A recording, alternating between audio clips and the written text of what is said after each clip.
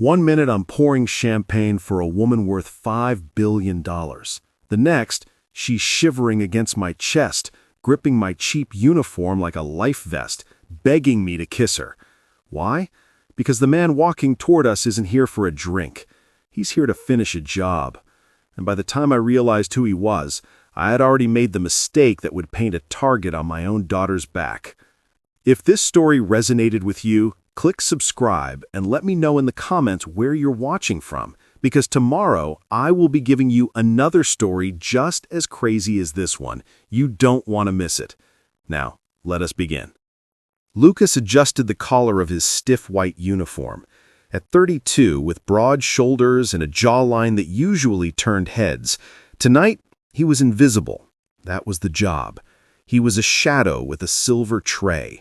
He moved through the crowd of the city's elite, offering crystal flutes of champagne to men who didn't say thank you and women who looked right through him.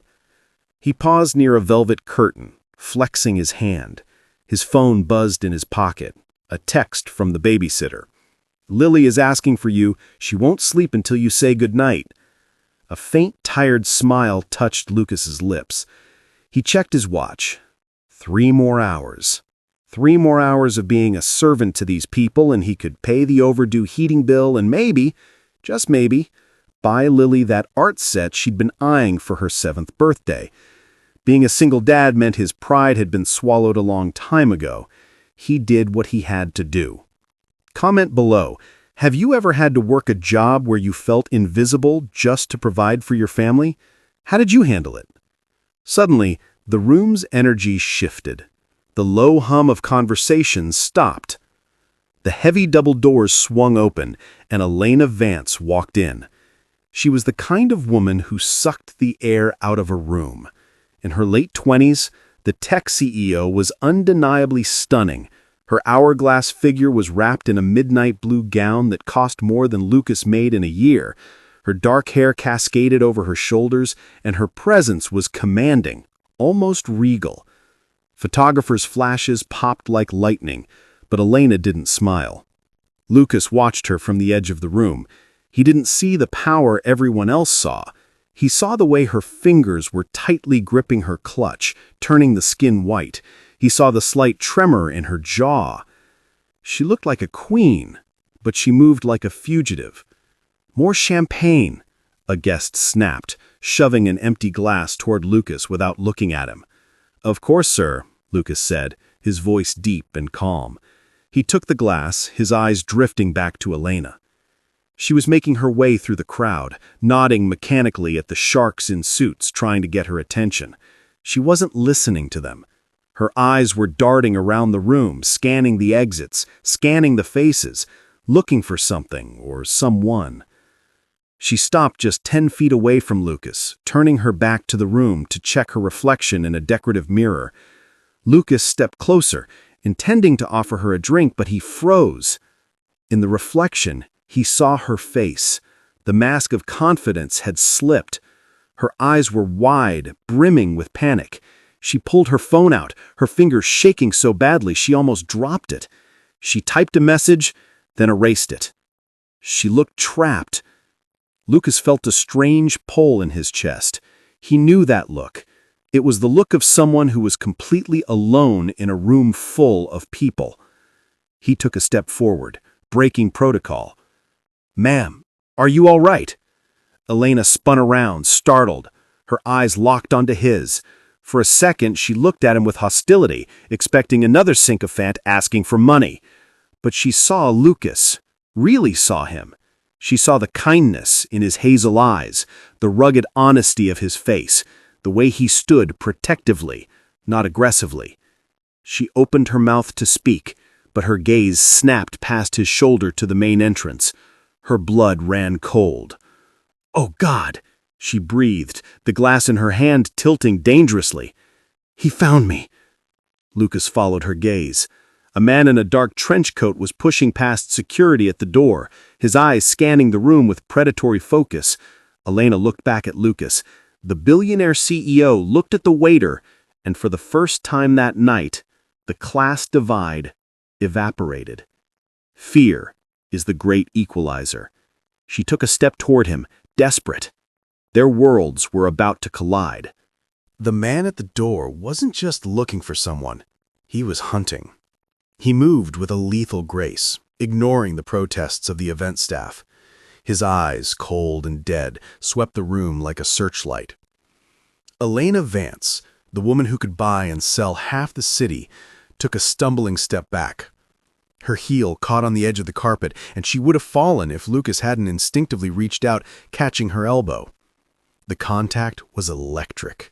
Her skin was burning hot, feverish with adrenaline. "Ma'am?" Lucas asked, his voice low and urgent. "Do we need to call security?" "Security works for him," Elena whispered, her voice barely a breath.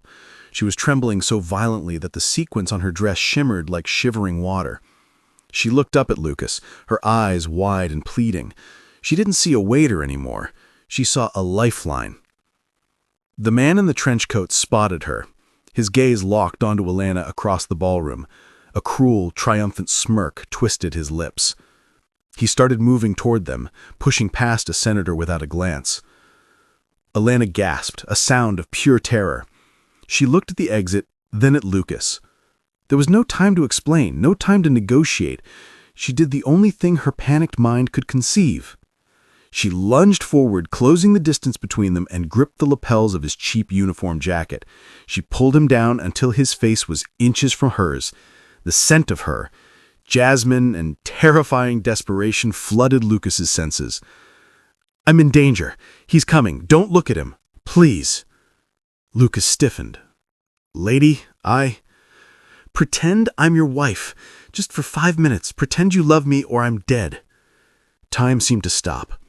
The ambient noise of the party, the clinking glasses, the string quartet, the laughter, faded into a dull roar. Lucas looked at the terrified woman in his arms. He was a single dad who worried about tuition and grocery bills. He wasn't a hero. He wasn't a spy. But he was a father. And he knew what it looked like when someone was helpless. The man was closing in, 20 feet away. 15. He didn't think. He didn't weigh the pros and cons of losing his job. He acted.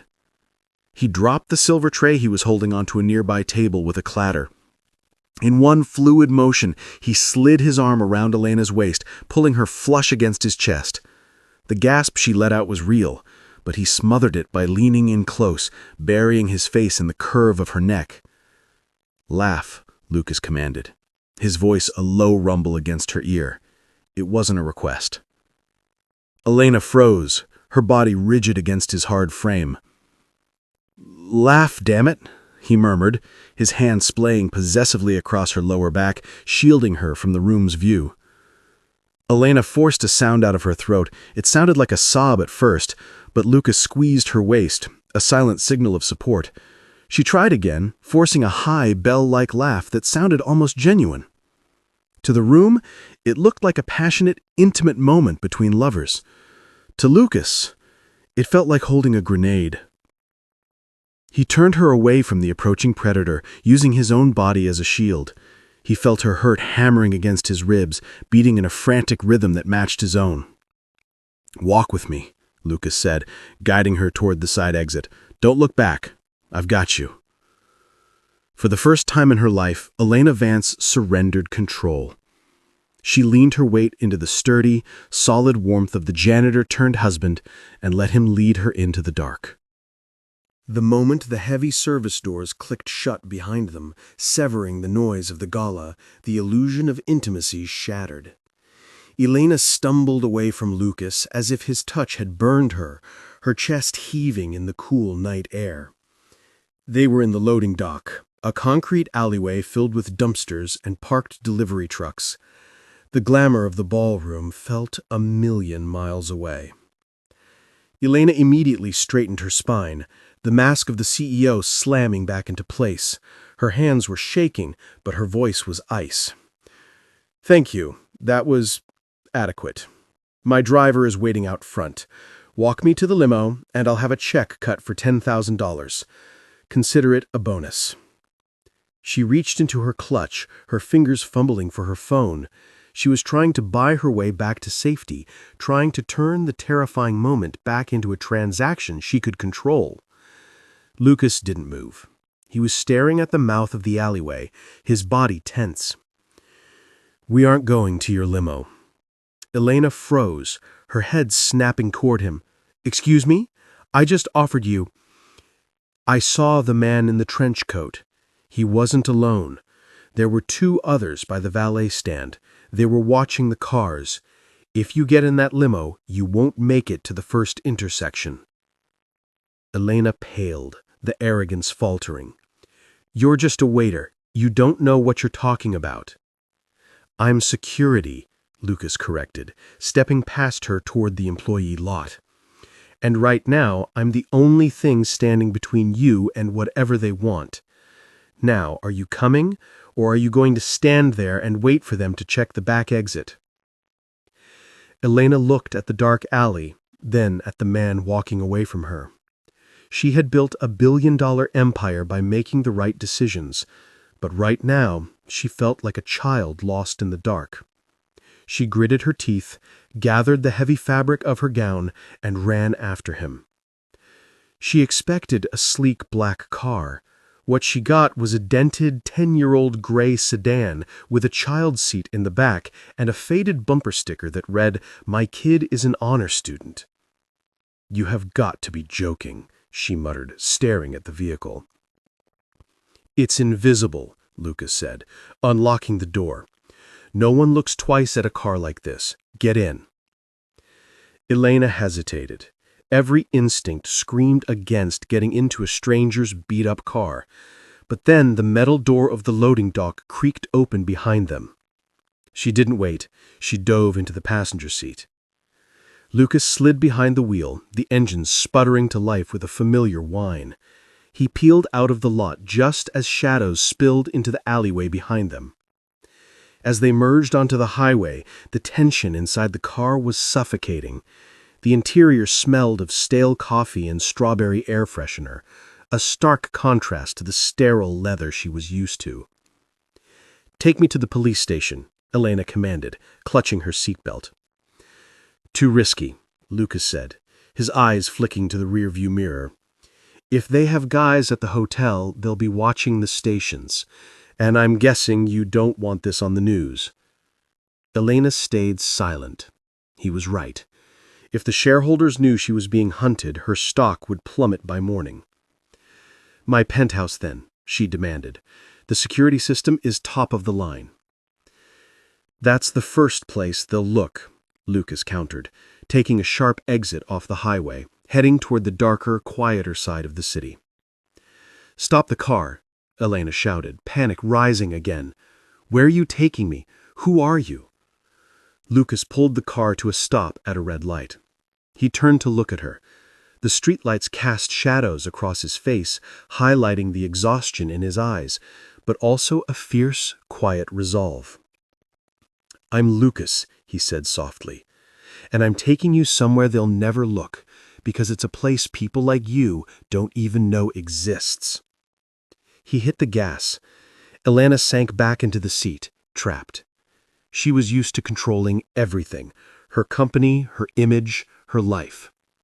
Now her fate was in the hands of a man whose last name she didn't even know, driving a car worth less than her shoes.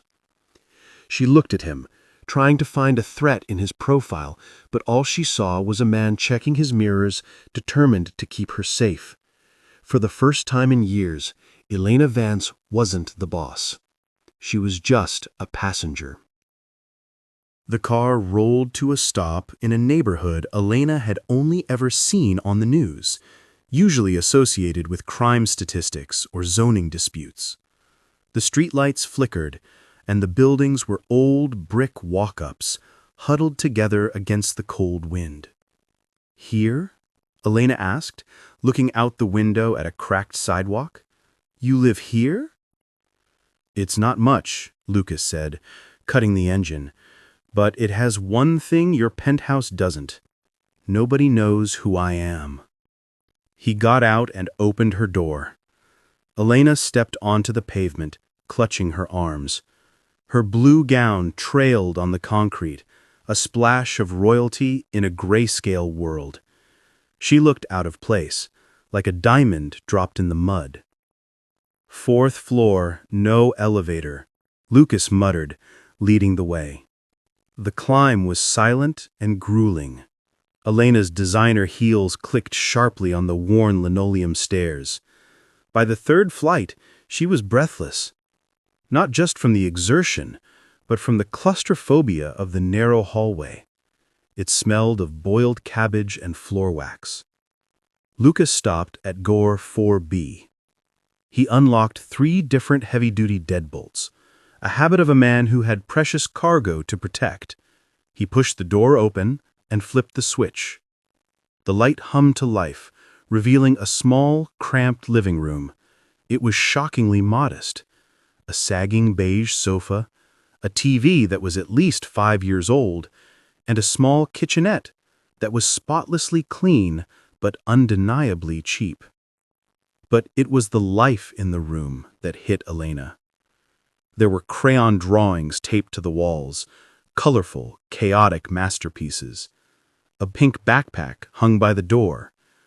A half-finished puzzle of a unicorn sat on the coffee table. Elena froze in the doorway. You have a child?" "A daughter, Lily," Lucas said, tossing his keys into a bowl. He moved past her, pulling the curtains shut tight. "She's with her grandmother for the weekend. We're alone."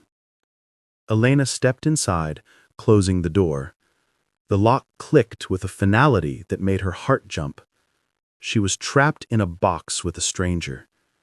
She walked further into the room, careful not to touch anything, as if her wealth might contaminate the space, or vice versa.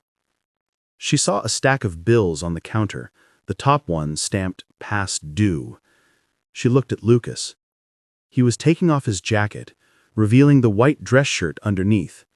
He looked tired. The hero facade was fading, revealing a man who was carrying the weight of the world. "Why are you doing this?" Elena asked quietly, her voice sounding too loud in the small room. "You could have dropped me at a police station. You could have taken the money. Why bring this trouble into your home?" Lucas turned to her. He walked over to the fridge and pulled out a bottle of water, cracking the seal. He held it out to her.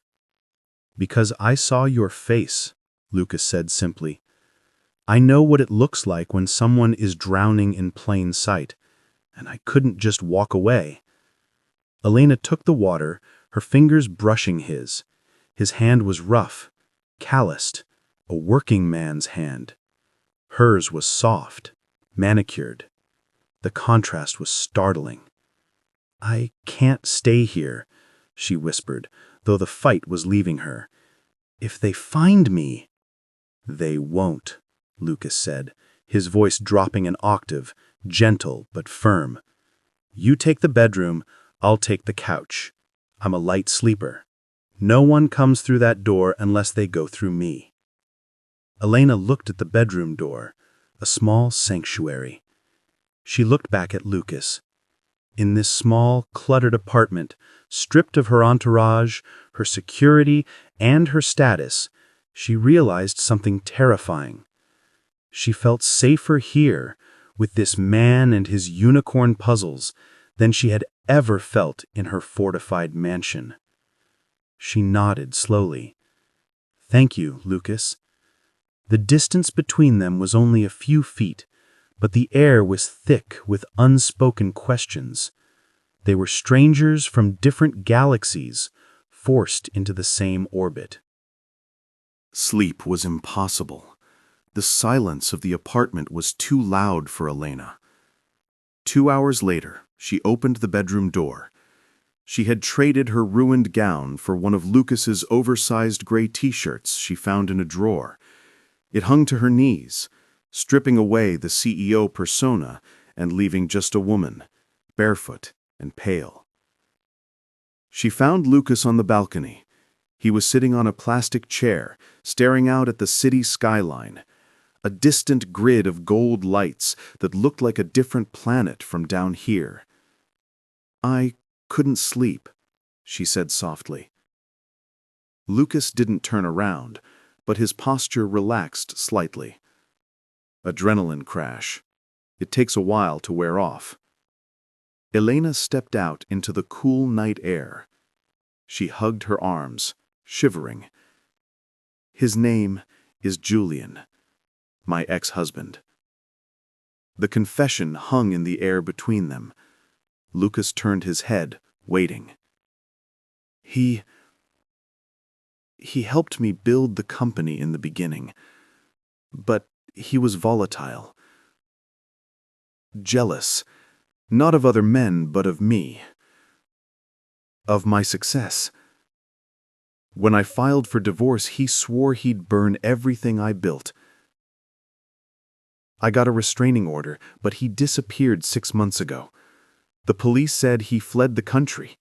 She looked at Lucas, her eyes glassy with unshed tears. He didn't flee. He was waiting. Lucas looked at her, really looked at her. He didn't see a billionaire. He saw a survivor.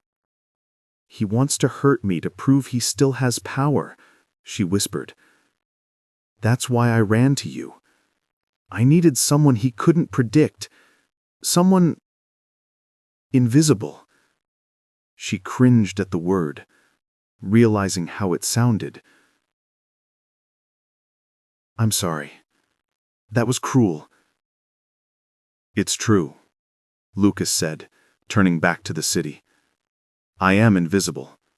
That's how the world works." He reached into his pocket and pulled out a worn, creased photograph.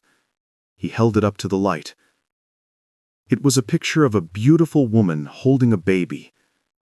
"She left 2 years ago," Lucas said, his voice void of anger, heavy with resignation.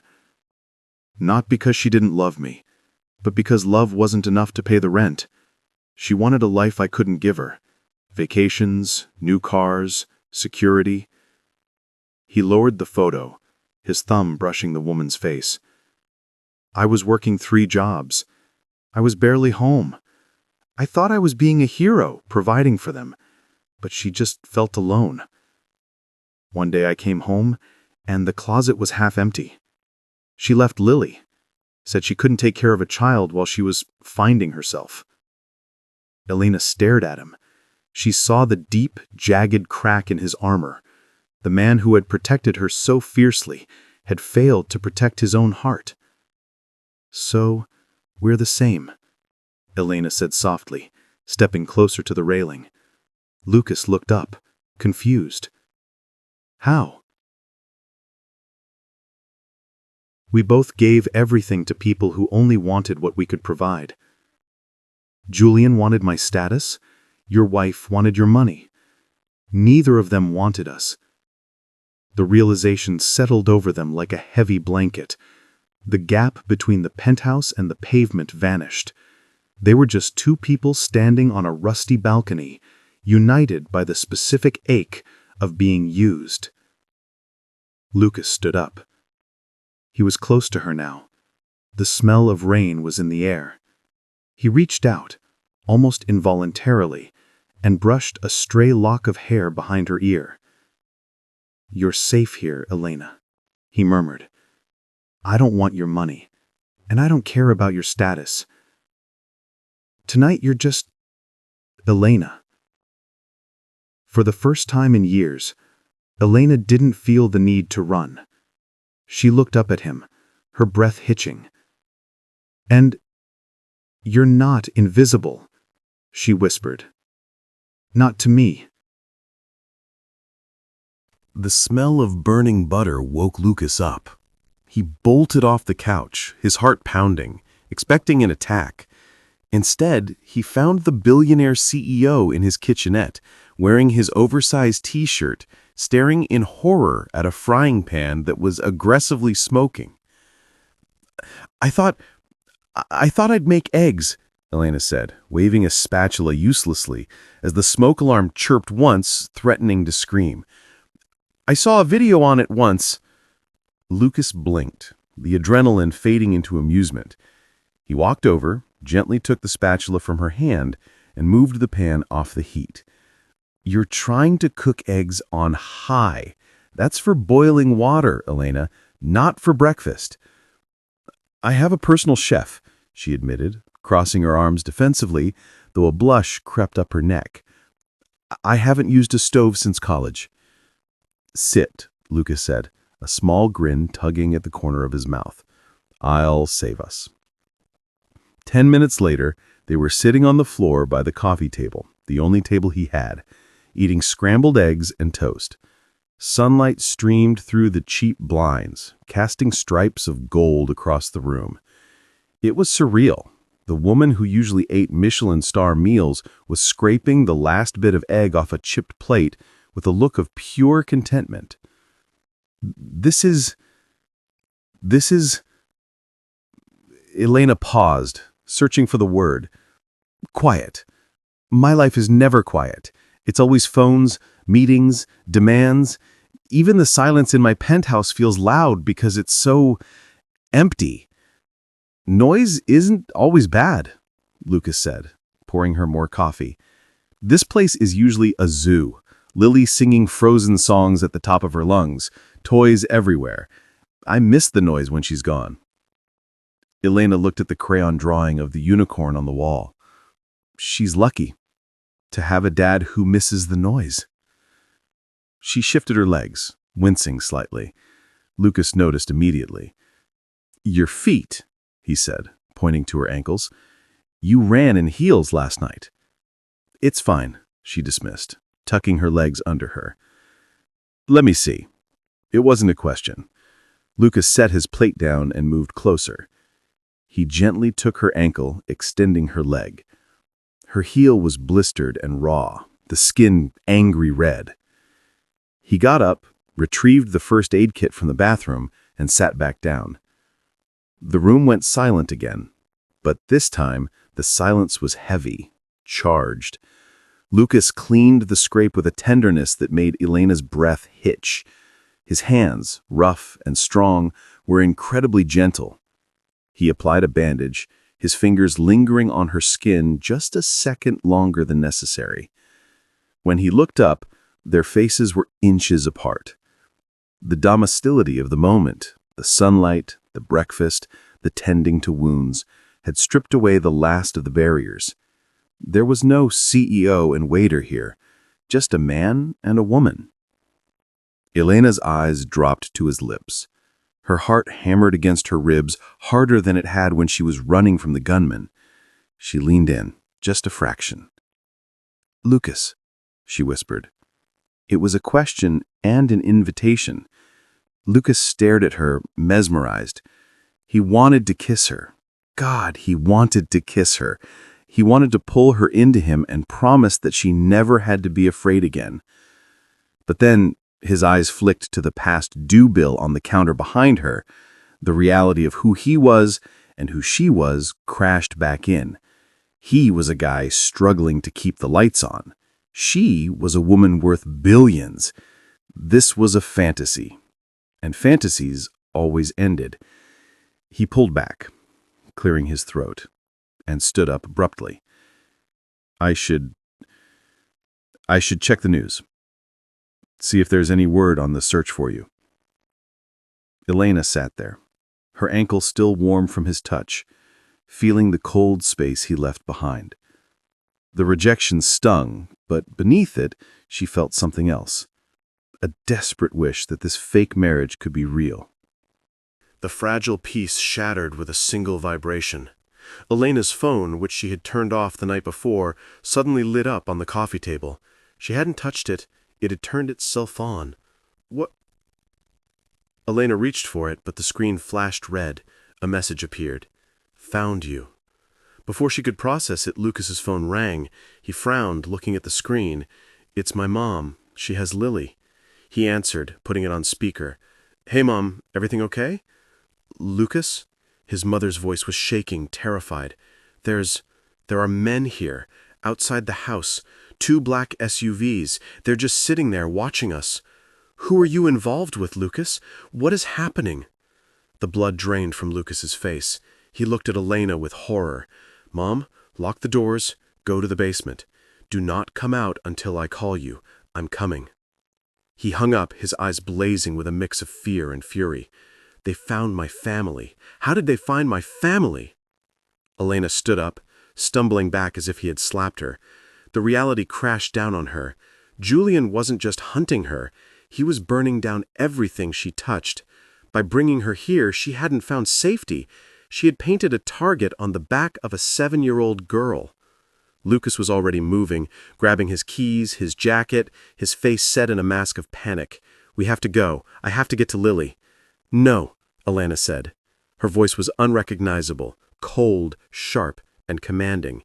Lucas stopped, turning to her. What? This little role play is over, she said, her voice dripping with disdain. She reached into her purse and pulled out a checkbook. She scribbled furiously, tore the paper out, and threw it on the table next to the unicorn puzzle. $50,000, she said. That should cover the inconvenience to your family. Buy your daughter a new toy. Lucas stared at the check, then at her. The hurt in his eyes was visceral. Elena, what are you doing? They are threatening my child. Exactly, she snapped, because you're weak. I need real protection, Lucas, not a waiter with a hero complex and a rusted car. I turned my phone on because I called my people. They're coming for me. It was a lie, a poisonous, terrible lie. She was going downstairs to surrender herself to Julian's men so they would leave Lucas's family alone. You don't mean that, Lucas whispered, stepping toward her. Last night was a desperate woman using whatever tool was available. You were the tool, nothing more. Don't flatter yourself. She opened the door. Elena, Lucas yelled, taking a step. Stay away from me, she screamed, her voice cracking. Stay here, stay poor, and stay out of my way. I'm done with you. She slammed the door. The sound echoed like a gunshot in the small apartment. Lucas stood frozen in the middle of the room. The silence rushed back in, suffocating him. He looked at the check on the table. $50,000, more money than he had seen in his life, and he had never felt cheaper. He walked to the window. He saw Elena run out of the building. She didn't wait for her people. She walked straight up to a black SUV that had just pulled up to the curb. A man got out, Julian. He grabbed her arm roughly. She didn't fight. He pointed up at Lucas's building, shook her head, and got in the car. They drove off. The SUVs at his mother's house would leave too.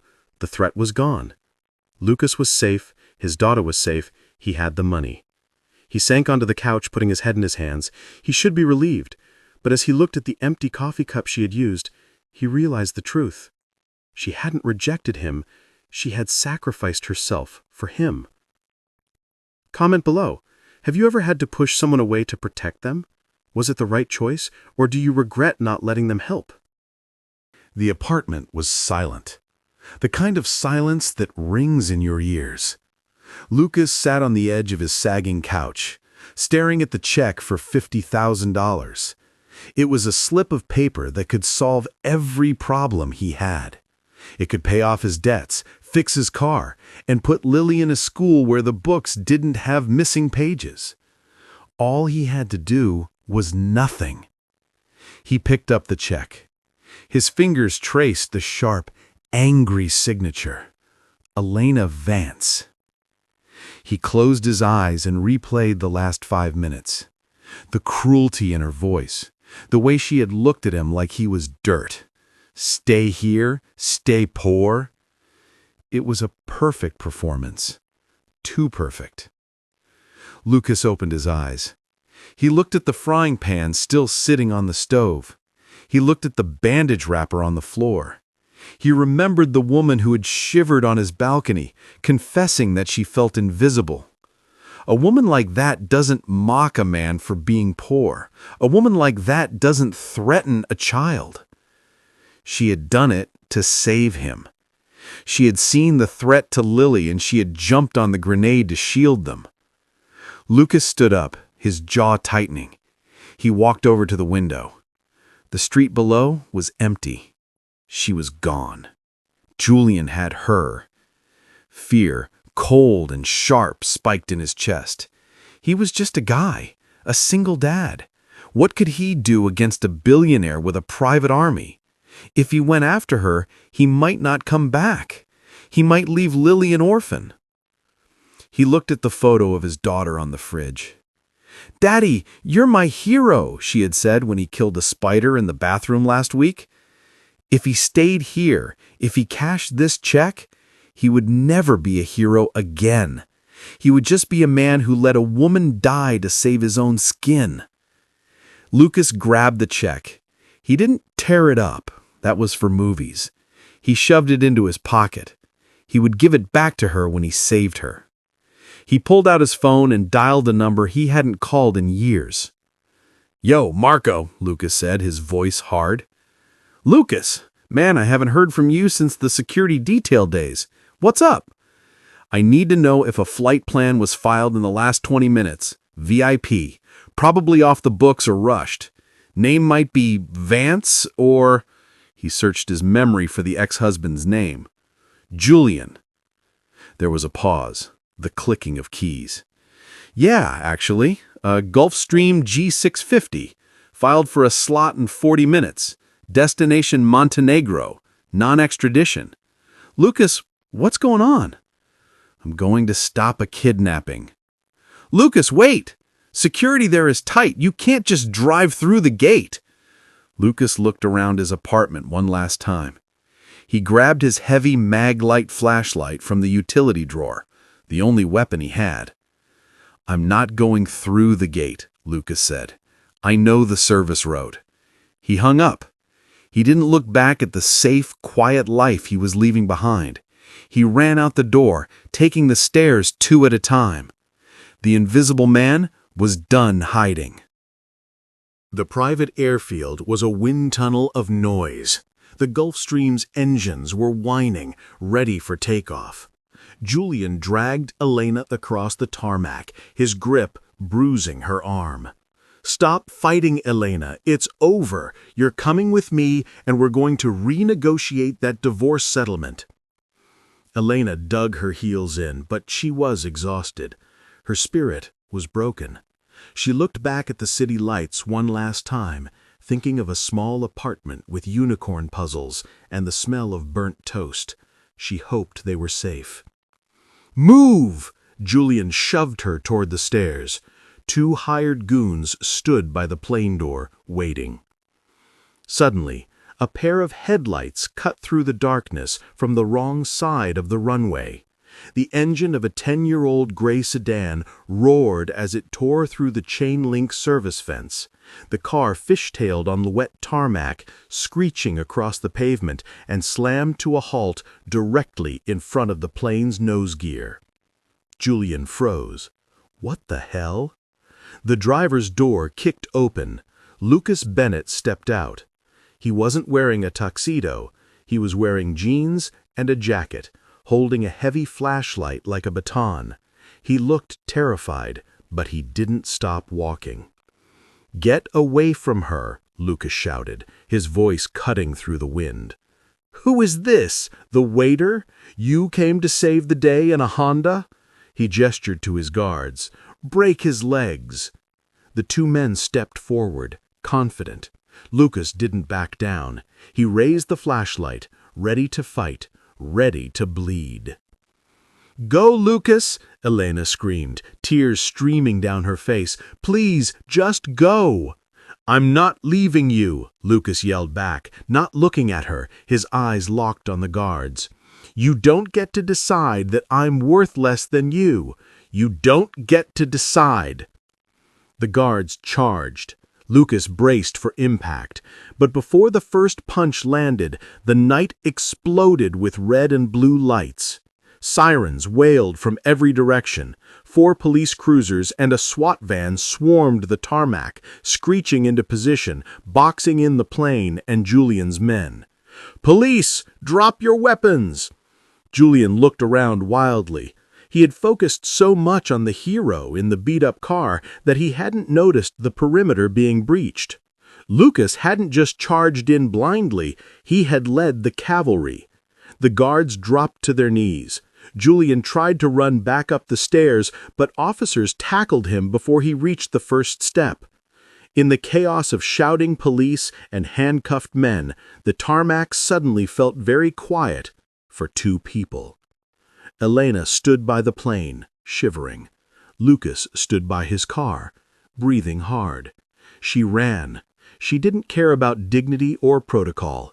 She sprinted across the gap and collided with him, burying her face in his chest.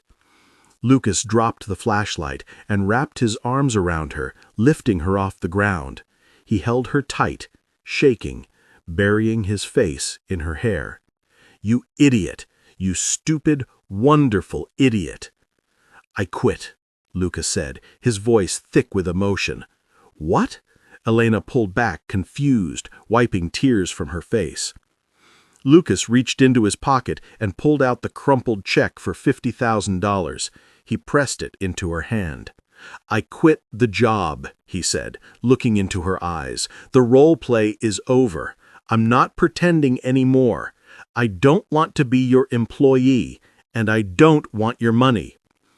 Elena looked at the check, then crumpled it up and let the wind carry it away across the tarmac.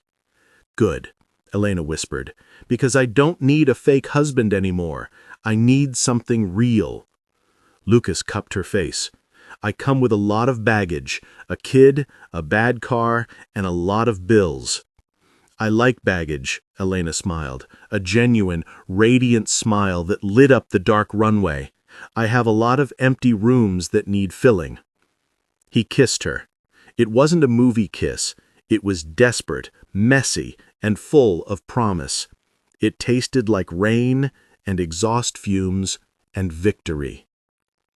6 months later. The penthouse looked different. The cold, modern art had been replaced by colorful drawings taped to the fridge. A unicorn puzzle was spread out on the coffee table. Lucas stood on the balcony, looking out at the city. He wasn't wearing a uniform. He was wearing a suit. He was head of security for Vance Industries now, a partner, not a servant. "Daddy!" Lily ran onto the balcony, holding up a drawing. "Look, it's us!" Lucas picked her up. "Let me see."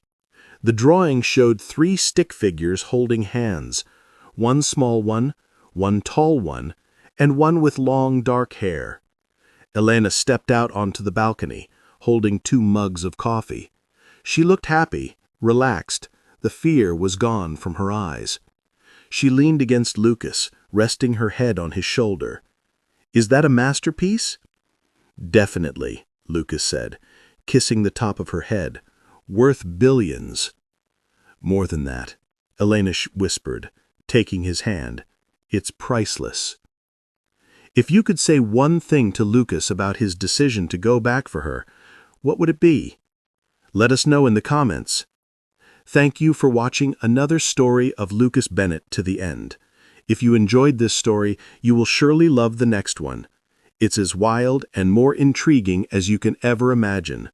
So subscribe. Lucas and I will be waiting for you.